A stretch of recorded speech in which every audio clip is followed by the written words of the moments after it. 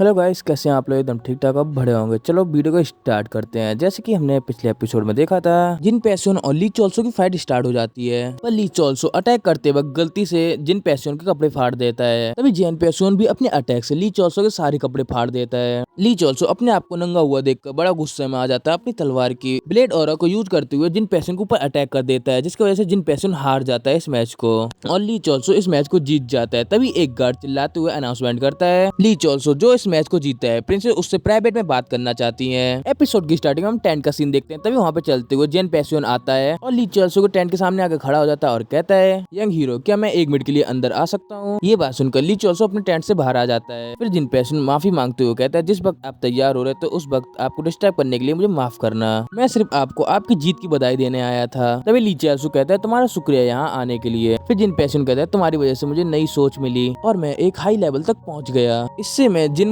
को दिया हुआ अपना रीपेमेंट मान सकता हूँ। से मैं तुम्हें बिरदल ली कहना चाहता हूँ। ये बात सुनकर ली चोल्सो अपना अजीब सा चेहरा बनाते हुए बोलता है, जैसी तुम्हारी मर्जी। इतना कहने के बाद ली अपने मन में कहता है, इतने सारे लोग मुझे बिरदल क्यों कहना चाहते हैं? ये तो कुछ ज्यादा ही हो रहा है। ली चोल्सो को ये बात मानते हुए देखकर जिन पैसों झुकते हुए बोलता है, आपका शुक्रिया बिरदल ली। तभी ली चोल्सो कहता है, सोचने पर लगता है तुम चेंडोंग गैदरिंग में नहीं आए थे। तुम्हारा लेवल देखकर मुझे लगता है कि यंग मास्टर मोयोंग को तुमसे खुद मिलने आना चाहिए था। तभी जिन पैसों थोड़ा शौक होते हो बोलते हैं, क्या तुम उसके बारे में बात कर रहे हो? उसके बाद हमें टेंट के अंदर का सीन दिखाया जाता है, जहाँ पे जिन पैसों कहता है, मैं तुम्हारी बात समझ गया। फिर ली चोल्सो कहता है, आपने सीनियर ब्रदर के साथ डुएल करने के बाद तुमने खुद को पूरी तरह से ट्रेनिंग में झोंक दिया। ये सच में काफी तारीफ के लायक है। ये बात सुनकर जिन पैसों कहता है, बिल्कुल, अगर वो डुएल नहीं हुआ होता तो शायद मैं कभी होश में नहीं आता, नहीं मैं अपने आप को प्रैक्टिस में झोंकता।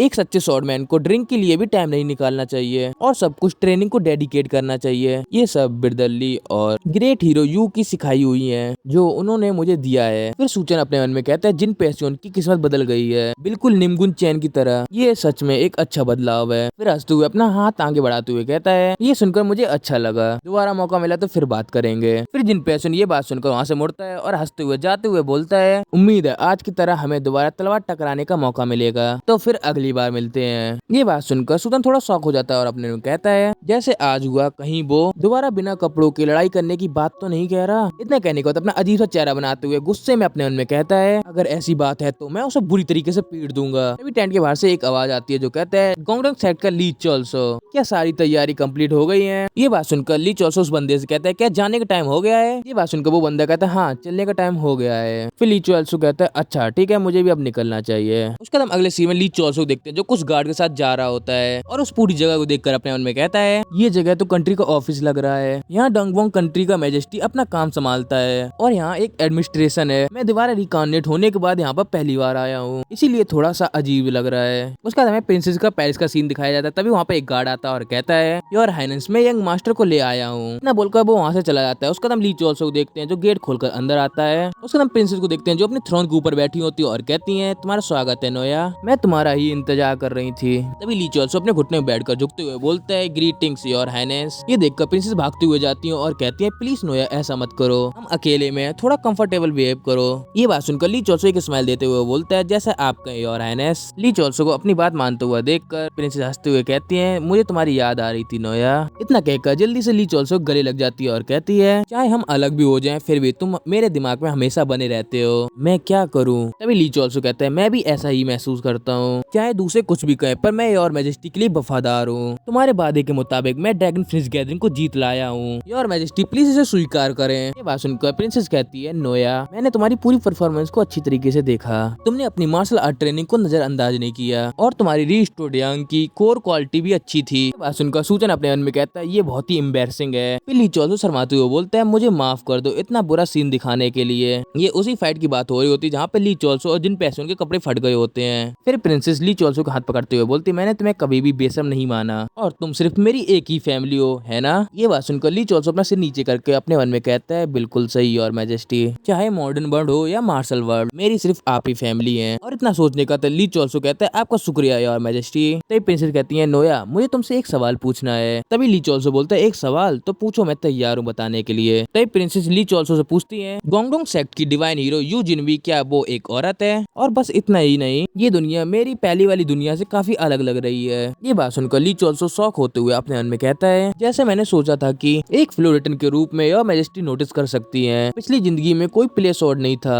अगर हिज मैजेस्टी ने ईस्टर्न ऑफिस का कंट्रोल ले लिया था तो उसके पास पहले से काफी एविडेंस हो चुका है, काफी पहले ही कंफर्म कर चुकी होगी कि सीनियर ब्रदर एक औरत है। तभी ली कहता है योर मैजेस्टी का कंक्लूजन सही है, ऐसी हालत जो अवॉइड नहीं की जा सकती, इस वजह से मेरे सीनियर ब्रदर ने अपनी पहचान एक औरत के रूप में अब तक छुपाई। ये बात सुनकर प्रिंसेस कहती है मुझे पता था। इतना कहने के बाद प्रिंसेस अपने मन में कहती है उस मॉन्स्टर ने अपनी इंसानियत अब तक नहीं छोड़ी, जरूर ये नोया की इफेक्ट की वजह से है। फिर भी मैं नोया की एम्प्रेस और उसके फैमिली के नाते मैं कभी भी अपना गार्ड डाउन नहीं होने दूंगी। इतना सोचने के बाद ली के गले लगते हुए बोलती है तुमने मेरे सवाल का जवाब दिया, इसके लिए शुक्रिया नोया। फिर ली कहता है प्लीज योर मैजेस्टी मेरे सीनियर ब्रदर की चिंता मत करना। तभी प्रिंसेस अपने मन में कहती है नोया तुम ही मेरी सब कुछ हो, मेरी जिंदगी की वजह भी तुम ही हो। ऐसी फीलिंग को सिर्फ प्यार जैसे छोटे वर्ड से डिस्क्राइब नहीं किया जा सकता। और गुस्से में अपनी मुट्ठी बनाते हुए अपने मन में कहती है मैं नोया को कभी भी किसी को नहीं दूंगी, वो सिर्फ मेरा है। जियोक सोवल अभी काफी बूढ़ी हो चुकी है और यून सोलॉन भी और अपनी जिंदगी के आखिरी दौर के करीब है। शू हेरिन, सीमोन और बी सेरियन ये तीनों लोग मेरे लिए कोई खास मायने नहीं रखते, लेकिन यूजिन भी अलग है। वो सबसे ज्यादा खूबसूरत है और वो सबसे ज्यादा नोया के साथ हरदम रहती है, वो ही सबसे बड़ी राइवल है। तभी ली बोलता है योर मैजेस्टी मुझे आपसे कुछ पूछना था। तभी प्रिंसेस कहती है हाँ क्या पूछना है। तभी यू बताता है मैंने अपने सीनियर ब्रदर का सीक्रेट यंग मास्टर मोरोंग के चेंडोंग गैदरिंग में जाना, जब ब्लड कल्ट ने बैंक्वेट के थ्रू गंदे ड्रग्स बेचने की साजिश की ताकि ऑर्थोडॉक्स की रीजिंग्स टैबलेट को खराब किया जा सके। हमारी पिछली जिंदगी में भी मैंने कभी नहीं सोचा था कि ऐसी साजिश सेलिन के सामने ही चल रही होगी।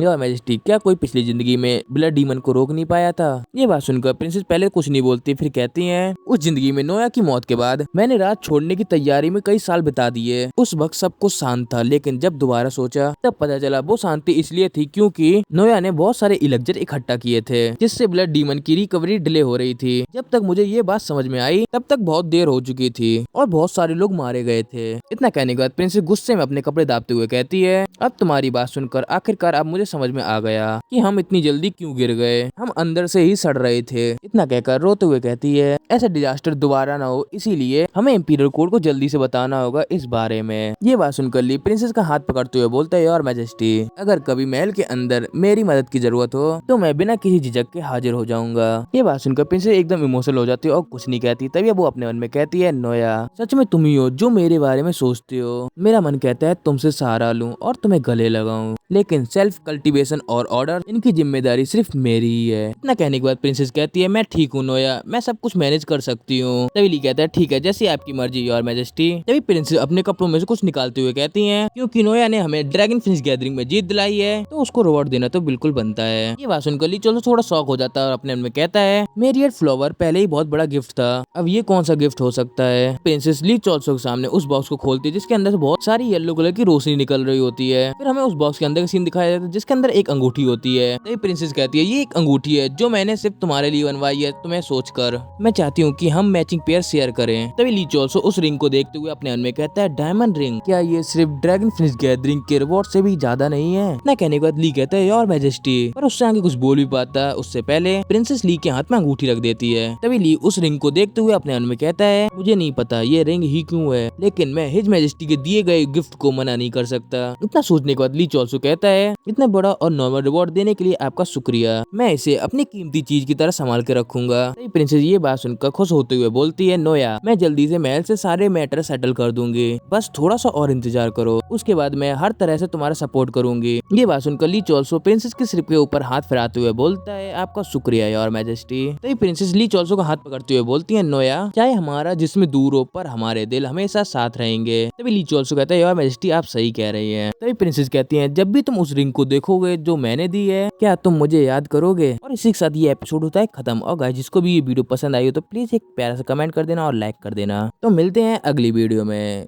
Okay good bye.